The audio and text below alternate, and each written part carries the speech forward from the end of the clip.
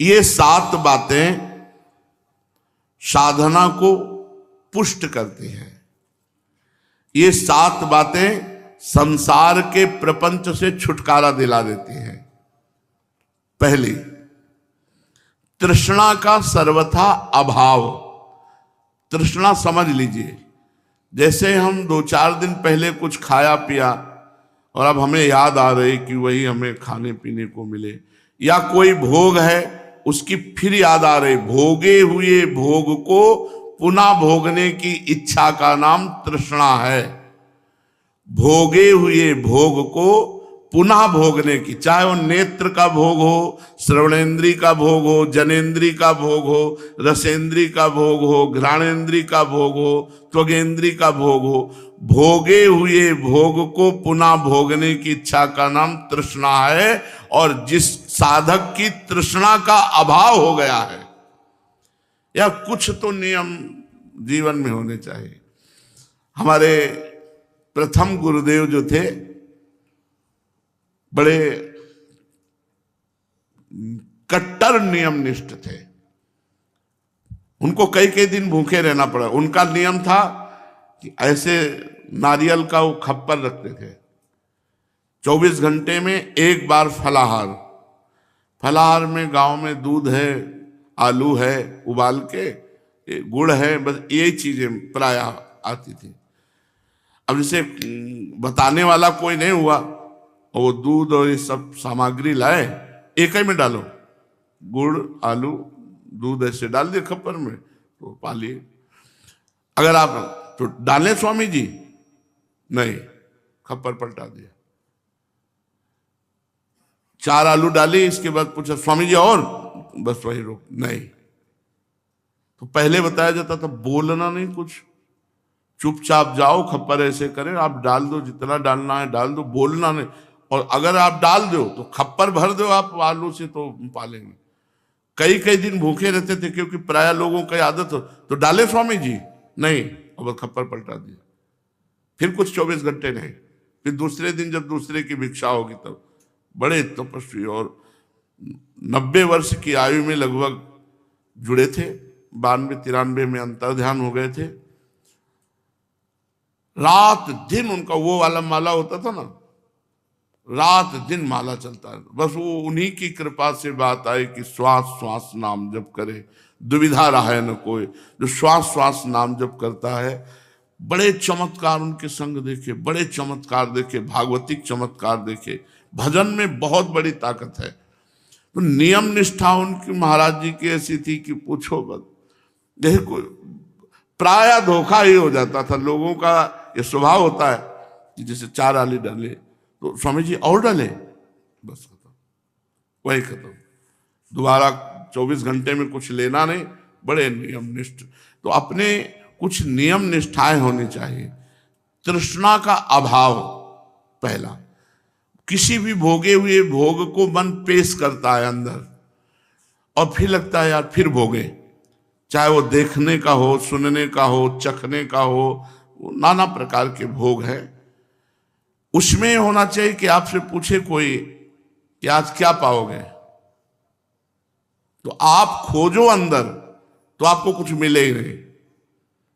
क्या बताएं हम कुछ, क्योंकि कोई तृष्णा ही नहीं है, कोई भोग की तृष्णा ही नहीं। तृष्णा का मतलब भोगे हुए भोग की। तो आपसे कोई पूछे तो आपके खोजने पर अंदर ये पता ना चले क्या पर हमें तो जो प्रभु जैसा नहीं, वैसे ना ऐसे ना वैसे, कुछ मिले ही ना। मतलब बनावटी नहीं, अंदर घुस के देखा कि अंदर कोई इच्छा तो कोई इच्छा ही नहीं। भोगे हुए भोग की पुनः भोगने की इच्छा, तृष्णा। तृष्णा का सर्वथा अभाव। सर्वथा अभाव बड़ा कठिन है, देख लो भाई। तृष्णा का सर्वथा अभाव। और ये तृष्णा डाइन ही सबको खाए जा रही। उसी भोग को बार बार भोग भोग करके हमारी तृष्णा बढ़ती जाती है और पूरा जीवन नष्ट हो जाता है। दूसरा, अपने धर्म पालन के लिए कष्ट सहना। धर्म पालन के लिए कष्ट सहना। हम आपको सत्य कहते हैं, शरीर का अभ्यास जैसा कर लो वैसे हो जाएगा। मार खूब टोपी मफलर और दुनिया की सामग्री, तो भी आप वैसे शीतलता के प्रभाव से कुछ नहीं तो कुछ नहीं। इस चमड़ी को जैसे रखो वैसे ही रहना जानती है। ज्यादा नहीं, अगर आप उचित वस्त्र तो ठीक है, ज्यादा साधु महात्माओं को ज्यादा ऐसा नहीं, क्योंकि भगवान का आदेश है मात्रा स्पर्शास्तु कौन्ते शीतोष्ण सुख दुखदा आगमा पैनो अनित्यास तास्तितिक्षस्व भारत। एक बूढ़े महात्मा झोपड़ी में रहते थे, खूब भजन करते थे। तो एक आर्मी के बहुत बढ़िया धनी मानी थे, तो आए देखा कि वैसे उघार रहते थे, सर्दी का समय, तो उनका स्वामी जी स्वेटर नहीं पहने। बोले बच्चा है ही नहीं तो क्या पहने। वो गए और नया स्वेटर लेके बढ़िया ला के दिए। दूसरे दिन आए स्वामी जी, स्वेटर कैसा रहा। बोले बहुत बढ़िया है। बोले पहना।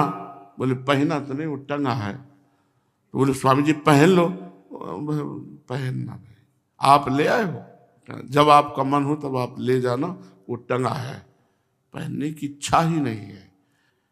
अरे अब आज नहीं तो कल जाना, जाना तो कमा के जाओ यार, गंवा के काहे को जाओ।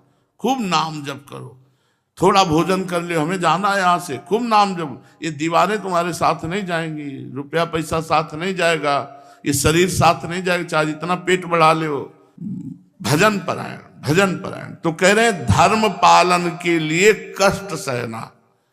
श्री स्वामी अनंग बोधाश्रम स्वामी जी महाराज 18-20 के थे। चित्रकूट में रामलीला हो रही थी, बड़े गौर से रामलीला पूरी देखे। जब राम जी को 14 वर्ष का वनवास दिया गया तो रो पड़े, उसी समय भागे वहां से। और गंगा के किनारे कि जब मेरे प्रभु को वनवास हो गया तो अब इतनी तन्मयता, महापुरुष थे, इतनी तन्मयता कि अब मैं घर कभी नहीं लौट सकता, मेरे प्रभु का वनवास हो गया। बहुत रोते हुए भागे वहां से। और गंगा किनारे किनारे असनी घाट है, वहां जब आए तो स्वामी शंकरानंद जी महाराज उनके चरणों में गिरे, कहा महाराज जी मुझे सन्यास दे दो। तो उनका बेटा तुम्हारी सन्यास की अवस्था नहीं, सन्यास 30-35 के बाद ही दिया जाता है, क्योंकि 30-35 तक जो स्वभाव होता है वो पता चल जाता है। स्वामी जी ने देखा उनकी लगन, तो कहा वैसे शास्त्र नियम के अनुसार तो सन्यास नहीं देना चाहिए, पर तुम्हारी विकलता और लगन देखकर लगता है कि तुम निर्वाह कर जाओगे, इसलिए सन्यास दे देते हैं। तो दूसरे दिन सन्यास पद्धति में सब वस्त्र उतरा दिए जाते, गंगा जी में खड़ा किया जाता है और वहां पूछा जाता है हाथ उठा के बोलो संसार में तुम्हारा कौन है। तो पहला उत्तर होता है नारायण, नारायण के सिवा कोई नहीं। तब सन्यास पद्धति प्रारंभ होती। पूरी पद्धति हुई दिगंबर। फिर गुरुजी ने लंगोटी दी, ये लो तन ढकने के लिए। तो उनका गुरुजी अब नहीं, एक बार दिगंबर हो गया अब नहीं। हमारे यहाँ छवि रखी है वो स्वामी जी की, क्या मंगल मूर्ति, ऐसे बढ़ी हुई जटाएं, दिगंबर नंग धड़ंग बालवत एकदम। पूरा जीवन गंगा किनारे वैसे ही रहे, खुला, सर्दी गर्मी बरसात। गर्मी में गंगा जी की बालू ऐसी हो जाती है कि चना डालो तो भुन जाए, ऐसी गर्म, और उसी में महाराज पड़े रहते। जैसा शरीर को बना लो भाई वैसे ही। एक महात्मा को चित्रकूट में देखा, शिला, त्रिकोण शिला, मतलब ऐसे लेवल नहीं, ऐसे शिला थी मंदाकिनी के बीच में, और उसी शिला पे ऐसे। तो हमें तो लगा कि कोई पधार गए। तो हम पूछा युगल किशोर से कि भैया ये पधार गए क्या बिल्कुल उसमें। तो उनका नहीं, बहुत उच्च कोटि के महात्मा है, और रात्रि में वहीं, और दिन में जब दोपहर में तो वहीं। तो हम कहा इनसे तो मिलेंगे हम। और गर्मी का दिन, और मोटा मलेट्री वाला कंबल, नहीं काला कंबल नहीं होता, वो ओढ़े होते। तो हमारी बड़ी जिज्ञासा बनी कि इन महात्मा से, और वो ऐसे मुंह पूरा ढके उसी शिला पे। मंदाकिनी की कोई बहुत बड़ी धारा नहीं है, अनसुईया जी के पास जो गए तो ऐसे दिखाई देता था कि वो है, पर हम नजदीक इसलिए नहीं गए कि किसी महात्मा को विक्षेप नहीं पहुंचाना चाहिए। जब वो स्वतः चल रहे हो या जागृत हो तो बात अलग है, अगर वो ध्यानस्थ हैं या वो शयन मुद्रा में तो उनको नहीं बोलना चाहिए। पता नहीं किस भाव में कहाँ डूबे हैं। तो हमने इंतजार किया, तो रात्रि में निकले और पूरा कंबल ऐसे और कुछ भींजा हुआ, बिल्कुल अवधूत स्थिति। और जे भी चेहरा देखा, ऐसा सुकोमल बालवत चेहरा तेज प्रस्फुटित हो रहा था। गले में कंठी थी तुलसी की। महाराज जी थोड़ा बात करना है। वो रुके थे, दौड़ के फिर आगे गए। उनका महाराज जी 1 मिनट बैठ जाइए। वो बैठ गए। बोलिए। क्योंकि हमारा भी सन्यास भेष था, गेरुआ वस्त्र, तो उन्होंने संत देखकर कृपा की। उससे बात नहीं करते थे वो। तो हमका पहला प्रश्न हमारा कि आप इतनी भीषण गर्मी में, जब एक मार्किन भी सहन नहीं हो रही, वहां पत्थर हैं तो और भी गर्मी होती है, तो आप ही इतना मोटा कंबल कैसे ओढ़े? उनका अभ्यास। और दूसरा प्रश्न, आप उसमें त्रिकोण शिला पे क्यों लेते हैं? बोले विक्षेप से बचने के लिए, लोगों से बचने के लिए। और तीसरा प्रश्न, आपका उदर पोषण कैसे होता है? बोले बस अभी निकले, अगर कहीं कुछ फेंका हुआ मिल गया या कोई रोग बुला के हमें दे दिया तो दे दिया। तो कुछ ऐसे चित्रकूट के जत्थे इंतजार करते थे कि इस गली से निकले हो तो उनको कुछ दे, भगवान दे ही देते थे। फिर हम चौथा प्रश्न, महाराज जी आप अपनी इच्छा से हमें कुछ बता दीजिए। तो उन्होंने कहा यदि गुरुमंत्र जूठे मुंह जपा जाए तो काम क्रोध आदि की वृत्ति हो जाती है और बढ़ जाती है।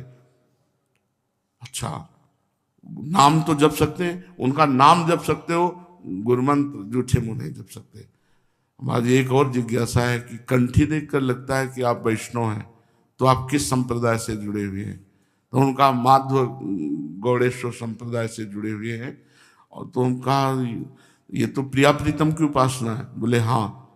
तो हम कहा फिर आप वृंदावन क्यों सेवन नहीं किए? तो उनका वृंदावन से ही हमें श्री जी का आदेश हुआ कि चित्रकूट जाओ, तो हम चित्रकूट वास कर रहे। बस इतनी बात है। तो महाराज जी कभी फिर हम आपसे बोल सकते हैं? बोले कभी नहीं। और चल दिए। बड़े अवधूत। भीषण गर्मी में मोटा कंबल, आप विचार, वो भीषण सर्दी में दिगंबर। तो हमको चाहिए कि अपने धर्म पालन के लिए जो हमारे सामने कष्ट आ रहे हैं उन कष्टों को सहें। तीसरा, शीत उष्ण, सुख दुख, निंदा स्तुति, मान अपमान, इन द्वंद्वों को समान भाव से सहना। इसको सेवक जी भी महाराज कह रहे। ये कृपा प्रकरण में है। शत्रु मित्र समझान, मान मान अपमान सम, दुख सुख लाभ नहान, ये जो कृपा है। देखो साधुओं के या साधकों के या भक्तों के सहना पड़ेगा। अगर सहोगे नहीं तो आपकी भूमिका ऊपर नहीं बढ़ेगी, भक्ति नहीं बढ़ेगी। चौथा, वेद शास्त्र इनका अध्ययन करना, भगवान के नाम का और गुणों का कीर्तन करना। नाम गुण कीर्तन ये जरूरी है, जरूरी, चाहे जिस संप्रदाय के हो। नाम भगवान का जपो, नाम का कीर्तन करो, लीला गायन करो और शास्त्रों का स्वाध्याय करो। रोज किसी न किसी ग्रंथ का स्वाध्याय करना चाहिए। एक नियम बना ले, नशा पड़ जाना चाहिए स्वाध्याय का। अपने जब नैष्ठिक ब्रह्मचर्य में थे तो आज भी सैमसी में इतना बड़ा बॉक्स रखा होगा, लंबा, ग्रंथों से भरा। बस जहां नियम अपने जप का पूरा हुआ तो बस एकांत में बैठ गए, जंगल था, बस ग्रंथ पूरे महाभारत, योग वाशिष्ठ, सब जितने ग्रंथ जहां जहां जो मिलते बस उनका स्वाध्याय करना, स्वाध्याय का नशा था।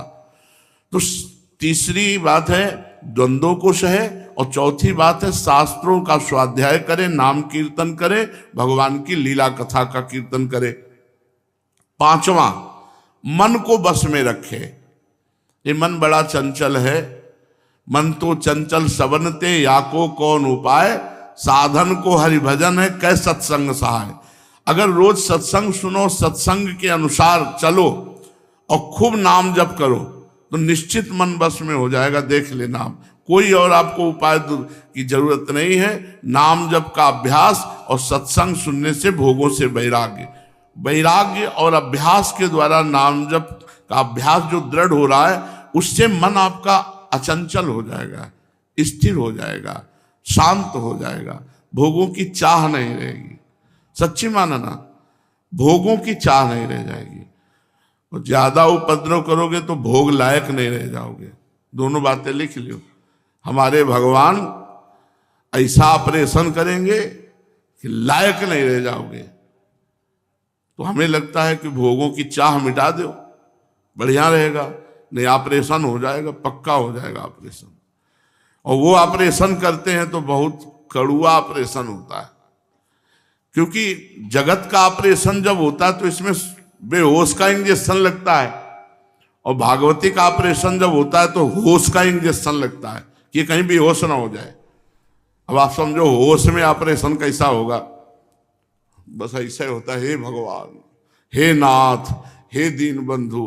तो इसलिए हमें लगता है दवा खा के रोग बैठा लो तो अच्छा है, ऑपरेशन न करना पड़े। नहीं, देवर्षि नारद जी का ऑपरेशन हुआ था, चरित्र पढ़ के देख लो, ऐसा ऑपरेशन हुआ था, पूछो मत।